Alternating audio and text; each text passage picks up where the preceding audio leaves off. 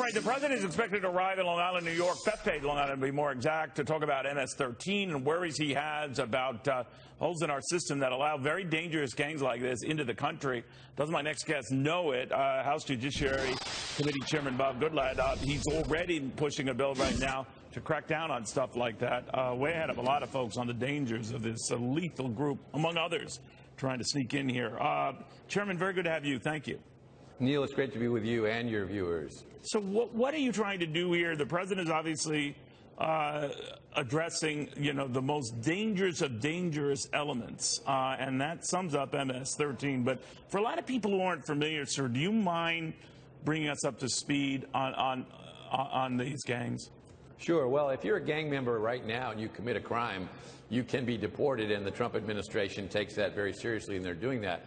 But we want to change that law, and so does the president. So if you are a member of MS-13, merely proving that, if you're not lawfully present in the United States, would be a basis for deporting you from the country. Or even if you're lawfully present in the United States and you're a member of a horrific gang like MS-13, you could be deported from the country. That's part of the Securing America's Futures Act, which deals with a whole host of areas, including doing something nice for the DACA recipients, but also securing the border, more interior enforcement, E-Verify, which is a program that helps protect American citizens' jobs by assuring that the people who apply for jobs in the United States are eligible to take them, and also addressing the chain migration problem. We want to move toward a merit-based immigration system and eliminate the crazy and also national security risk visa lottery program, where 55,000 people are given green cards every year simply for having their name drawn out of a computer. A really poor way to decide who should be permanent residents of the United States, we think. If we wanted to sort of isolate, Chairman, the really, really bad, violent elements that become MS-13, what do we do to those who don't come into the country that way but morph into that maniac approach later on? And how do you weed that out? The same thing. If you come into the country as a gang member, or if you become one after you get here, the provisions in our legislation would allow the government to remove you from the country.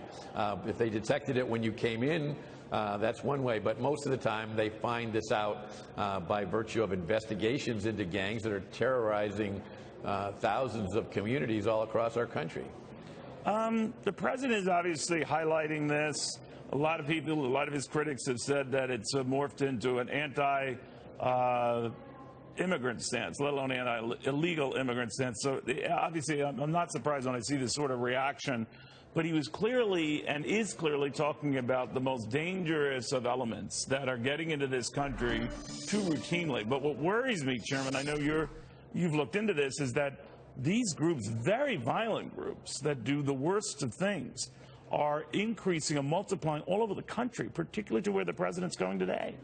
Yeah, they are, and it is really sad that some here in Washington would like to try to analogize the president's comments about vicious, violent gang members with immigrants in general. You know, we're a nation of immigrants. You and I and everybody watching this program can go back a few generations or several generations and find someone in their family who came here to better their lives. But we're also a nation of laws and respect for the rule of law, particularly when it comes to the kind of crime and mayhem, murder and rape that these gangs perpetrate, all the while selling illegal drugs and smuggling people and engaging in sex trafficking and everything else that's bad on the streets of many communities.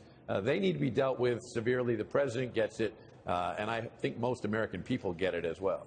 I'm switching gears slightly, if you don't mind, Congressman. The president is very concerned about this, what he's now called Spygate, evidence that the government agencies from the FBI to Justice Department had spies embedded in his campaign. They say those just looking for information as early as maybe the spring of 2016.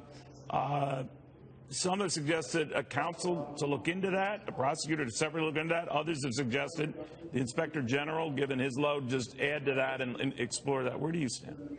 Sure. Well, the Deputy Attorney General, Mr. Rosenstein, has asked the Inspector General to add that to his list of things that he's reviewing regarding the 2016 election, both the investigation into Hillary Clinton and her aides, and the investigation that was subsequently launched into so-called Trump campaign Russia collusion. For a long, long time, I've been calling for the appointment of a second special counsel to look into all of these matters related to the shocking way that people at the top of the FBI, which is the most respected law enforcement organization in the world, and thousands of people every day keep us safe, but you don't think an Inspector General could do that, sir? You think you need to hire another? I think he can make a start at it, but he does not have prosecutorial powers, and I think that somebody who is completely outside of the Justice Department is needed. And by the way, we also have U.S. Attorney Huber from Utah, who I'm also pleased that Attorney General Sessions appointed to look into all of this, but again, he's not completely independent. He's outside of Main Justice. He's outside of Washington. But we need to have this thoroughly examined. But first, let's get back to this Russia probe here. Because again, right now on Capitol Hill, you've got FBI Director Christopher Wray, Deputy Attorney General Rod Rosenstein, and other top officials. They are all briefing lawmakers, bipartisan lawmakers, on what sparked this probe.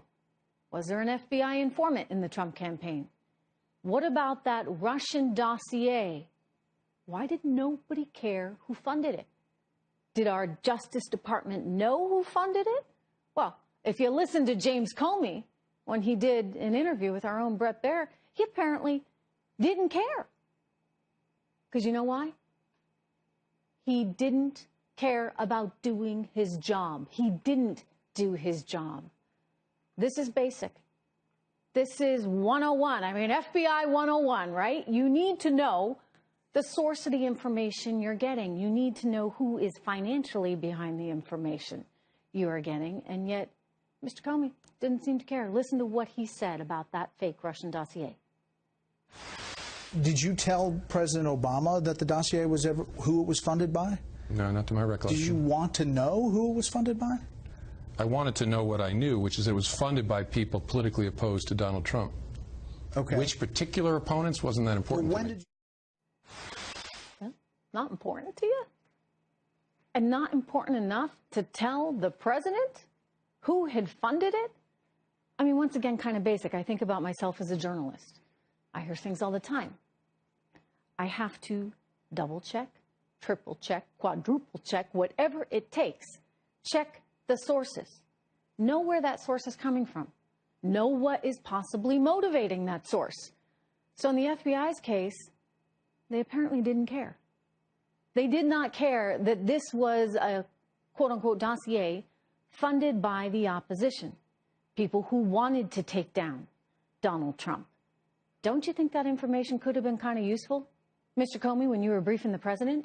Don't you think that information could have been kind of useful for the FISA warrant, for the judge? Shouldn't the judge have known who had paid for this salacious document?